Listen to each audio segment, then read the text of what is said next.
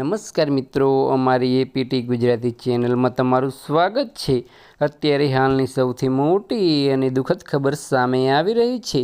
3 મહિનાના દીકરાને માતાએ ટાંકીમાં ફેંકી દીધો।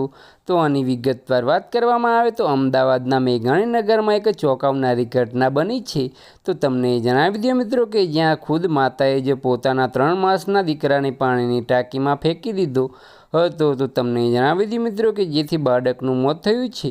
તો આની વિગતવાર વાત કરવામાં આવે તો બાળકને ટાંકીમાં ફેંકી માતાએ બૂમ પાડી હતી કે દીકરો ક્યાંય મળતો નથી। તો આની વિગતવાર વાત કરવામાં આવે તો બાદમાં પોલીસ આવીને તપાસ કરાતા ટાંકીમાંથી લાશ મળી હતી। તો આની વિગતવાર વાત કરવામાં આવે તો પોલીસે કડકાઈથી પૂછપરછ કરાતા માતાએ કબૂલ્યું કે બાળક બહુ રડતું હતું એટલે તેને ટાંકીમાં ફેંકી। બસ આજ માટે આટલું જ, અને અમારી યુટ્યુબ ચેનલ પર નવા હોય તો લાઇક, શેર અને સબસ્ક્રાઈબ કરી દેજો। ધન્યવાદ।